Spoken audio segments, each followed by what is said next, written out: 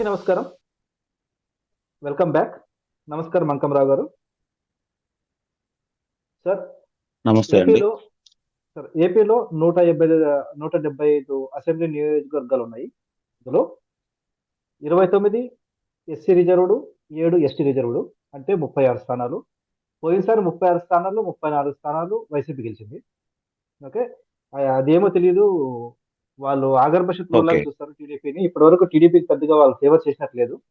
కాబట్టి ఆ స్థానాలని తీసుకుంటే, వైసీపీ మళ్ళీ తీసుకుంటే, ఇక అంటే ఇప్పుడు మెజార్టీ కావాల్సింది 88 స్థానాలు. అందులో 34 స్థానాలు తీసేస్తే ఇంకా కావాల్సింది 34 స్థానాలు తీసేస్తే ఇంకా కావాల్సింది 54. ఆ 54లో రాయలసీమలో ఎలాగో జగన్ గారి ఫేవర్ గాని నడుస్తున్నారు కాబట్టి ఇప్పటికి కూడా జనాలు అందులో ఒక 25 తీసేసామంటే ఇంకా కావాల్సింది ఒక 25 నుంచి 30 సీట్లు కావాలి ఆయన మెజార్టీ కావడానికి, సీఎం అవడానికి. ఈ 25 నుంచి 30 సీట్లు 9 ఉమ్మడి జిల్లాలో రావంటారా? కాస్త మీ విశ్లేషణ దీని గురించి చెప్పండి. శ్రీనివాస్ గారు, ఇప్పుడు ఈ గతంలో 29 ఎస్సీ నియోజకవర్గాల్లో 27 నియోజకవర్గాలు వాళ్ళు గెలవడం కూడా జరిగిందండి. 2 నియోజకవర్గాలు కొండేపి అనేది తెలుగుదేశం పార్టీ, మామూలుగా ఇప్పుడు రాపాక ఒక విషయం ఒకటి మాత్రం రాపాక ఆయన అక్కడ తూర్పుగోదావరి జిల్లాలో గెలిచాడండి, రాపాక వరప్రసాద్ గారు. మిగిలిన 7 ఎస్టీ నియోజకవర్గాల్లో కూడా వైఎస్ఆర్సీపీ పార్టీ గెలిచిందండి. అంటే 34 స్థానాలు వాళ్ళు గెలిచారు, 2 మాత్రం వీళ్ళకి వచ్చినాయి. అంటే ఇప్పుడు మీరు ఉదాహరించారు రాయలసీమలో 20 పైచిలకు రావచ్చు కదా అని చెప్పని. మీకు జిల్లాల వారీగా చెప్తానండి నేను ఈ రోజు ఉన్న పరిస్థితి. ఈ రోజు గనక అంటే జనసేన తెలుగుదేశం పార్టీ కలవక ముందు రాష్ట్ర ప్రజల పరిస్థితి ఎలా ఉంది అంటే, ఈ రోజు చూస్తున్నటువంటి 4 సంవత్సరాల కాల పరిమితిలో ఈ యొక్క ప్రభుత్వం అంటే జగన్మోహన్ రెడ్డి గారు ఆ రోజు ఏమేమి చెప్పాడు, ఎలా చెప్పాడు, ఏ విధమైనటువంటి అభియోగాలు మోపాడు, ఎంత అన్యాయం చేశారు ఈ రాష్ట్రానికి చంద్రబాబు నాయుడు గారి ప్రభుత్వం అని చెప్పని నీలాప నిందలు వేయటం కూడా జరిగింది. మరి రాజధాని అమరావతిని వచ్చేతలకి అది కమరావతి అన్నారు, భ్రమరావతి అన్నారు, కమ్మవాళ్ళది అన్నారు. ఆ విధంగా ప్రచారం చేసి లబ్ధి పొందారు. అలాగే 37 మంది డిఎస్పీలు పదోన్నతి పొందితే వారిలో 33 మంది కమ్మవారంటే ప్రజలు నమ్మటం కూడా జరిగింది. ఇవన్నీ దృష్టిలో పెట్టుకున్న తర్వాత సహజంగా కూడా మీరు ఒక ప్రశ్న కూడా వేశారండి, మంచి ప్రశ్న అది. తెలుగుదేశం పార్టీ ప్రభుత్వం వచ్చిన తర్వాతే కింద వర్గాల వారికి రాజకీయ చైతన్యం వచ్చింది, రాజకీయ పదవులు కూడా వాళ్ళకి రావటం కూడా జరిగింది. మరి అయినా సరే ఎన్నో మేళ్లు ఆ రోజు కాంగ్రెస్ పార్టీ కొన్ని పథకాలు అయితే ప్రకటించింది, కానీ దాన్ని సంస్థాగతంగా వాళ్ళకి లబ్ధి చేకూరేలాగా పెద్దగా ఉపయోగాలు జరగలేదు. కానీ వాళ్ళని ఓటు బ్యాంక్ గానే చూసుకోవడం కూడా జరిగింది. కానీ తెలుగుదేశం పార్టీ ప్రభుత్వం వచ్చిన తర్వాత నందమూరి తారక రామారావు గారు ప్రత్యేకంగా వారికి గుర్తింపు తీసుకురావడం కూడా జరిగింది. వారికి మంచి మంచి పదవులు వచ్చినాయి. అలాగే స్థానికంగా వాళ్ళకి చక్కని మరి జిల్లా పరిషత్ చైర్మన్లు అయ్యారు. చాలా మంచి పదవులు కూడా వాళ్ళకి రావడం కూడా జరిగింది. చాలా మంది నాయకులు తెలుగుదేశం పార్టీలోనే విశేష గుర్తింపు పొందారండి. దానికి చిన్న ఉదాహరణ కూడా చెప్తాను మీకు. భారత దేశానికి సంబంధించి లోక్సభ సభాపతిగా జిఎంసి బాలయోగ్ గారిని కూడా తెలుగుదేశం పార్టీ నియమించిందన్న విషయాన్ని మర్చిపోవద్దండి. అలాగే ఉమ్మడి ఆంధ్ర రాష్ట్రంలో ప్రతిభా భారతం గారిని కూడా మరి సభాపతిగా నియమించడం కూడా జరిగిందండి. ఇలా చెప్పుకుంటా వెళ్తా ఉంటే కనీసం ఒక 50-60 మంది నాయకులు ఈరోజు తెలుగుదేశం పార్టీలో మరి మంత్రి పదవులు చేయొచ్చు, జిల్లా పరిషత్ చైర్మన్లు చేయొచ్చు, రాజ్యసభ సభ్యులు చేయొచ్చు. వీళ్ళందరూ మనకి చాలా స్పష్టంగా కనపడతానే ఉన్నారు. కానీ తెలుగుదేశం పార్టీ ఎంత చేసినా కూడా, కొన్ని స్థానాల్లో తిరిగి విజయం సాధించినా కూడా మళ్ళీ ఎందుకో వెనకబడిపోతా ఉందనేది చూసుకుంటా ఉంటే ఒకే ఒక్క విషయం శ్రీనివాస్ గారు చాలా స్పష్టంగా మనకు అర్థమవుతా ఉంది. ఏంటంటే నిస్సందేహంగా వాళ్ళు చేసినవి వాళ్ళ దగ్గరికి వెళ్ళి చెప్పుకోలేని తనం ఒకటండి. రెండోది, స్థానిక శాసనసభ్యులు కూడా దాన్ని ఇంకా ప్రజల్లోకి వెళ్ళేసి ఇప్పుడు వాళ్ళు చాలా విషయాల్లో కూడా తెలుగుదేశం పార్టీని పూచిగా చూయించు, దళితుల మీద దాడులు చేసింది వీళ్ళే, దళితులు ద్రోహులుగా వీళ్ళు అని చెప్పని వాళ్ళు పదే పదే ప్రచారం చేస్తా ఉంటే దానికి దళిత నాయకులు కూడా కొంతమంది ఏంటంటే చాలా మంది దళిత నాయకులు కూడా ఈ యొక్క పార్టీ ప్రభావంతో వాళ్ళు ముందుగా నుంచి కాంగ్రెస్ పార్టీ వాళ్ళు కాబట్టి తెలుగుదేశం వాళ్ళ కూడా గిట్టదు కాబట్టి వాళ్ళు చెలవల పొలవలుగా అంటే భూతత్వంలో వాళ్ళకి చూపిస్తూ వాళ్ళని ఇంకా తెలుగుదేశం పార్టీకి దూరం చేసే ప్రయత్నం చేస్తున్నారు. ఇప్పుడు ఇంతమంది దళితుల మీద దాడులు జరుగుతున్నా, దౌర్జన్యాలు జరుగుతున్నా కూడా ఇంకా వాళ్ళు తెలుగుదేశం పార్టీని బూచీగా చూపించి ఆ పార్టీకి అండదండలుగా ఉండేలా చేస్తున్నారండి. ఈ రోజు మీరు అన్నట్టు ఒక 13 జిల్లాలో, ఉమ్మడి జిల్లాలో పరిస్థితి ఏంటో మీకు నేను వివరంగా చెప్తాను శ్రీనివాస్ గారు.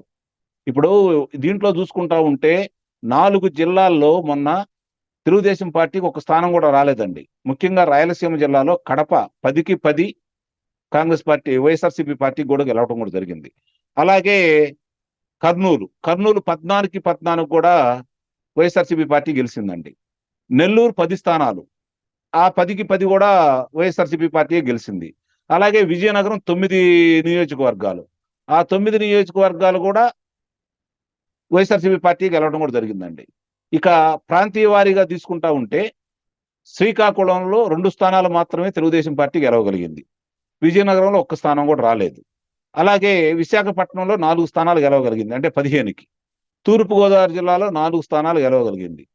పశ్చిమ గోదావరి జిల్లాలో 2 స్థానాలు గెలవగలిగింది. అలాగే కృష్ణా జిల్లాలో 2 స్థానాలు గెలవగలిగింది. గుంటూరు జిల్లాలో 2 స్థానాలు గెలవగలిగింది. అలాగే ప్రకాశం జిల్లాలో 4 స్థానాలు గెలవగలిగింది. చిత్తూరు జిల్లాలో 1 స్థానం మాత్రమే గెలిచింది. అనంతపురం జిల్లాలో 2 స్థానాలు గెలిచిందండి. అంటే 52 నియోజకవర్గాలు ఉన్న రాయలసీమలో 49 నియోజకవర్గాలు వాళ్ళు గెలిచినారండి. ఈ రోజు మీలాంటి వాళ్ళు చేసినటువంటి మామూలుగా ప్రజల యొక్క అభిప్రాయాలు తీసుకొని వాళ్ళ మనోగతాలను బట్టి ఫలితాలు ఎలా రాబోతున్నాయని చెప్పి వెల్లడించేదాన్ని కనుక మనం చూసుకుంటా ఉంటే, ఈ రోజు రాయలసీమలో 25 స్థానాలు తెలుగుదేశం పార్టీ గెలుస్తుందని, 19 నుంచి 20 స్థానాలు మాత్రమే వైఎస్ఆర్సీపీ పార్టీ గెలుస్తుందని, మిగిలింది నువ్వా నేనన్నట్టు పోటీ జరుగుతుందని చెప్పని మనకి వినిపిస్తా ఉంది. అలాగే ఆయన సొంత జిల్లా అయినటువంటి కడపలో కూడా బీటలు వారిపోయినాయి అని, రమారమి 6 స్థానాల వరకు ఈరోజు. ఇప్పుడు గతంలో చాలా మంది కూడా వైఎస్ రాజశేఖర రెడ్డి గారి గురించి చాలా గొప్పగా కీర్తిస్తారు కదా. ఆయన 85లో కాంగ్రెస్ పార్టీ అధ్యక్షుడిగా ఉండి జరిగిన పోరాటంలో అత్యధిక స్థానాలు కడప జిల్లాలో తెలుగుదేశం పార్టీ కైవసం చేసుకుందండి. అలాగే 1999లో కూడా తెలుగుదేశం పార్టీ కడపలో జయకేతనం ఎగరేయటం కూడా జరిగింది. ఇవన్నీ మనం చూసుకుంటా ఉంటే ఆయన 94లో చెప్పండి. చేసినప్పుడు, 94లో ఎక్కువ సీట్లు వచ్చినప్పుడు అప్పుడు వైఎస్ఆర్ గారే వాళ్ళ మనుషుల్ని టీడీపీలోకి పంపించి గెలిపించారనేది కదా ఉన్నది. మరి 99లో ఎందుకు గెలిపించుకోలేకపోయారు? మీరు అన్నది నిజమే అనుకోండి. 99లో ఎందుకు గెలిపించుకోలేకపోయారు? 99లో ఆయనే ముఖ్యమంత్రి అభ్యర్థి కదా. 94లో ఆయన ముఖ్యమంత్రి అభ్యర్థిగా కాదు. కానీ 2004 తర్వాత ఇప్పటి వరకు కడప జిల్లాలో మనకు అంటే టీడీపీ పార్టీ కేవలం 2 సీట్ల హైయెస్ట్ అంటే. సో అప్పటి నుంచి ఇప్పటి వరకు 20 ఏళ్ళు పార్టీ పడుకుంటారు జిల్లాలో. అవును, ఆ తప్పిదం వల్ల. అవునవును, అది వాస్తవం అండి. వాస్తవం అండి. అదే నేను చెప్పేది.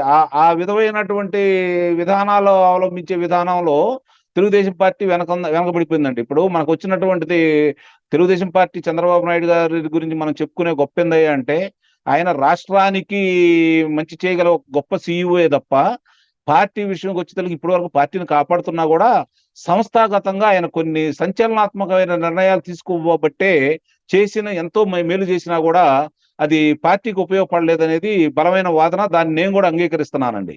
అది వాస్తవం కూడా.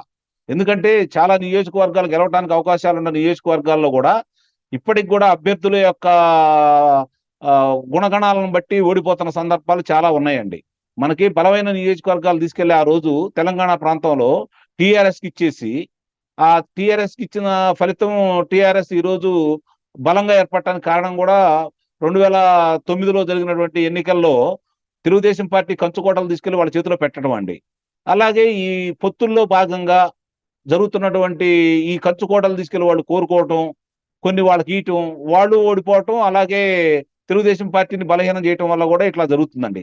ఇప్పుడు ఆయనకి చాలా మంచి అవకాశం వచ్చింది. 1983 పరిస్థితి, అలాగే 1985 అన్న నందమూరి తారక రామారావు గారు 1994లో ఆయనకి తెలుగుదేశం పార్టీని ఎలా తిరిగి విజయకేతనం ఎగరవేసే అవకాశం వారికి కలిగిందో, ఈ రోజు చంద్రబాబు నాయుడు గారికి కూడా 99లో లాగా మంచి అవకాశం ఈ రోజు వచ్చింది. మళ్ళీ 30 సంవత్సరాల పాటు తెలుగుదేశం పార్టీ మళ్ళీ కొనసాగించాలి అంటే, బలంగా నిలబడాలి అంటే ఆయన కొన్ని సాహసోపేతమైన నిర్ణయాలు తీసుకోవాలని చెప్పి అయితే నేను పరిశీలకుడుగా నేను భావిస్తున్నానండి. మన పార్టీ బీసీల పునాదులతోటి ఏర్పడిన పార్టీ కాబట్టి బీసీలకు తగు ప్రాధాన్యత ఇస్తానని చెప్పి మొన్న కూడా మరి అమరావతి సాక్షిగా ఆయన ప్రకటించడం కూడా జరిగింది.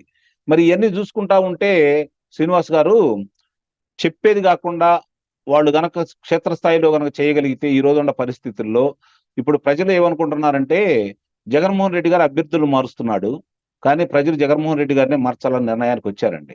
మీరైన సరైన అభ్యర్థులు కనుక పెట్టుకుంటే నిస్సందేహంగా కూడా ఈ రోజు తెలుగుదేశం పార్టీని మళ్ళీ తిరిగి అధికారంలో కూర్చోబెట్టడానికి ప్రజలైతే సిద్ధంగా ఉన్నారు. సరే, ఇప్పుడు నేను మీరు అడిగిన దానికి నేను మీకు చెప్తున్నాను ఈరోజు. ఇందుకు 88 స్థానాలకే అతనికి మీరు చెప్పిన దాని ప్రకారం చూసుకుంటా ఉంటే 29, 36లో 34 వాళ్ళకే ఉన్నాయి కదా, మిగిలిన 54లో రాయలసీమలో 25 వస్తాయి కదా, మిగిలిన 29 స్థానాలు రావచ్చా రాకూడదా అనేది మీరు ధర్మ సందేహం కూడా వ్యక్తం చేశారు. ఈ రోజు ఉన్న పరిస్థితుల్లో చెప్తున్నానండి, శ్రీకాకుళం జిల్లాలో ఒక్క స్థానం కూడా ఈ రోజు వైఎస్ఆర్సీపీకి వస్తే పరిస్థితి లేదండి ప్రజాభిప్రాయం ప్రకారం. విజయనగరం జిల్లాలో 1 గాని లేదా 2 గాని రావచ్చండి వాళ్ళకి. మిగిలిన ఒక్క స్థానం కూడా విజయనగరం జిల్లాలో రాదండి. అలాగే విశాఖపట్నం జిల్లాలో ఈ రోజు వాళ్ళు మేము గెలుస్తామని చెప్పుకోవడానికి ఒక్క స్థానం కూడా కనపట్టలేదండి వైఎస్ఆర్సీపీ పార్టీ. అలాగే తూర్పుగోదావరి జిల్లా, పశ్చిమ గోదావరి జిల్లాలో అభ్యర్థుల ప్రామాణికం మీద ఒక 3 స్థానాలు గెలుచుకోవడానికి వాళ్ళకి అవకాశం ఉంటుంది తప్ప అక్కడ కూడా సరైన అభ్యర్థులు కనుక నిలబెడితే ఈ రోజు జనసేన పార్టీ, తెలుగుదేశం పార్టీ కలిసి ప్రయాణం చేస్తున్న సందర్భంలో అక్కడ ఉన్నటువంటి 34 నియోజకవర్గాల్లో ఒక్క నియోజకవర్గం కూడా ఆ పార్టీ గెలిచే పరిస్థితి లేదండి. ఒకవేళ వీళ్ళు ఏదైనా తెలుగుదేశం పార్టీ అభ్యర్థుల్ని కొన్ని స్థానాలు, ముఖ్యంగా తుని లాంటి స్థానాల్లో సరైన అభ్యర్థులు నిలబెట్టకపోతే వాళ్ళకి 3 నుంచి 4 స్థానాలు మాత్రం రావడం జరుగుతుంది శ్రీనివాస్ గారు. ఇక కృష్ణా జిల్లాకు వచ్చేసరికి కృష్ణా జిల్లాలో 16లో 15 స్థానాలు ఈ రోజు విజయడంక వీళ్ళిద్దరు కలిసి మోగించే పరిస్థితి చాలా స్పష్టంగా కనపడతా ఉంది. అలాగే గుంటూరు జిల్లాలో 17 నియోజకవర్గాలండి. ఈ 17 నియోజకవర్గాల్లో రమారమి ఈ రోజు 13 నియోజకవర్గాల్లో గెలుపుకి అవకాశం చాలా స్పష్టంగా తెలుగుదేశం పార్టీ తరఫున ఉందండి. అలాగే ప్రకాశం జిల్లాలో 12 నియోజకవర్గాలు, 9 నియోజకవర్గాల్లో విజయడంక మోగించే పరిస్థితి ఈ రోజు తెలుగుదేశం పార్టీకి, జనసేన పార్టీకి ఉందండి. అలాగే నెల్లూరు జిల్లాలో 10 స్థానాలకు గాను 6 స్థానాలు ఈ ఉమ్మడి అభ్యర్థులు గెలిచే పరిస్థితి ఉంది శ్రీనివాస్ గారు. మరి ఈ లెక్కను చూసుకున్నా కూడా, అంటే ఈ మొత్తం లెక్కేసుకుంటా మీకు చూపించాను, ఈ చూసుకుంటా ఉంటే కూడా బరాబరి వాళ్ళకి వస్తే 31, 32 స్థానాలకు మించి వచ్చే పరిస్థితి అయితే కనిపించట్లేదు శ్రీనివాస్ గారు. ఇది మాత్రం వాస్తవం. అలాగే రాయలసీమ తీసుకుందాం. ఈరోజు మొన్న గెలిచిన కడపలో 10కి 10 వాళ్ళు గెలిచారు. అలాగే కర్నూలులో 14 వాళ్ళు గెలిచారు. ఈ 24 స్థానాల్లో కూడా ఈ రోజు రమారమి 16 స్థానాల దాకా తెలుగుదేశం పార్టీ గెలుస్తుందనే అభిప్రాయం కూడా వ్యక్తం అవుతా ఉందండి. అలాగే 14 నియోజకవర్గాలు ఉన్న అనంతపురం జిల్లాలో రమారమి 11 స్థానాల దాకా తెలుగుదేశం పార్టీ గెలుస్తుందని చెప్పని ఈ రోజు ప్రజాభిప్రాయం ప్రకారం చాలా మంది వాళ్ళ విశ్లేషణలో కూడా చెప్తా ఉన్నారు. అలాగే ఇటు వచ్చేసరికి కడపలో మాత్రం నువ్వా నేనా అన్నట్టు, అంటే చెరొక 4 స్థానాలకు ఈ రోజు అవకాశం ఉంది.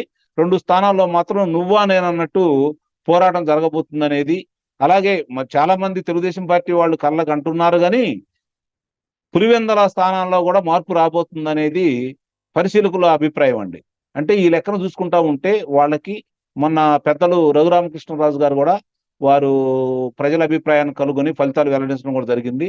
వారిని కూడా నేను ఈ మధ్య ఒక సందర్భంలో కలిసినప్పుడు, సందర్భంలో వారిని కూడా అడిగినప్పుడు ఆయన ప్రాంతాల వారీగా, నియోజకవర్గాల వారీగా ప్రజల అభిప్రాయాలని ముందుంచారండి. వాళ్ళ దాంట్లో కూడా 144 స్థానాలకి తెలుగుదేశం పార్టీ, జనసేన 31 స్థానాలు మాత్రమే ఇప్పుడు ఉన్నటువంటి అధికార పార్టీ గెలుస్తుందనే అభిప్రాయంతో వాళ్ళు ఉన్నారు. అలాగే 22 నుంచి 23 లోక్సభ సభ్యులు కూడా తెలుగుదేశం పార్టీ, జనసేన గెలుచుకోబోతుందని చెప్పి కూడా వారు వ్యక్తం చేయడం జరిగిందండి. ఇవాళ ఉన్న రాష్ట్ర పరిస్థితిలో మీరు అన్నట్టు ఆయనకంత సులువు కాదు అని చెప్పని తెలుగుదేశం పార్టీ, జనసేన పార్టీ వాళ్ళు ప్రభుత్వ వ్యతిరేకతతోటే మేము గెలుస్తాము, జగన్మోహన్ రెడ్డి గారి మీద ఉన్న వ్యతిరేకత మమ్మల్ని గెలిపిస్తుందని చెప్పని ఎవరికి పడితే వాళ్ళకి శాసనసభ్యులు గాను, లోక్సభ సభ్యులు గాను అవకాశం కల్పిస్తే వాళ్ళు కూడా తిరిగి ఇబ్బందులు ఎదుర్కొనే పరిస్థితి మాత్రం స్పష్టంగా ఉందండి. నిస్సందేహంగా ఈ తెలుగుదేశం పార్టీ వాళ్ళకి మంచి అవకాశం. మరో 30 సంవత్సరాలు తెలుగుదేశం పార్టీని, ఈ రాష్ట్ర భవిష్యత్తు గురించి ఆలోచించే తెలుగుదేశం పార్టీని నిలబెట్టుకోవాలి అంటే సరైన అభ్యర్థుల్ని అధినాయకుడు మరి లోకేష్ బాబు ఇద్దరు కూడా సమన్వయంతో ముందుకు తీసుకెళ్లాలని, అలా అయితేనే రాష్ట్రానికి పార్టీ కూడా ఉపయోగం ఉంటుందని చెప్పి నేను భావిస్తున్నాను శ్రీనివాస్ గారు. ధన్యవాదాలు సార్, మీ స్పందన తెలియజేసినందుకు. చూద్దాం, మీరు చెప్తున్న దాని ప్రకారం అయితే ధన్యవాదాలు. ఇప్పటికి కూడా అట్లీస్ట్ 40 నుంచి 50 స్థానాలైనా వరస్ట్ కేస్ వైసీపీకి వస్తాయనేసి. ఆ మాత్రం వచ్చినా కూడా కనీసం గౌరవమైన స్థానాలు వచ్చినట్టే. ఎందుకంటే ఆ, కానీ ఇది మాత్రం తెలుగుదేశం పార్టీ ఓడిపోయినది ఘోర పరాజయమే కాదు. ఎందుకంటే వారికి మరీ దారుణంగా 23 సీట్లు ఇచ్చారు. సో అంత ఘోర పరాజయం కాకుండా కనీసం అవునండి. ఆ, అవును. కొంచెం గౌరవప్రదమైన స్థానాన్ని ఇచ్చినట్టు అవుతుంది. చూద్దాం సార్, ఇంకొక 3 నెలల నుంచి 4 నెలల ఉంది కదా. చూద్దాం సార్. థ్యాంక్ యూ సార్, ధన్యవాదాలు.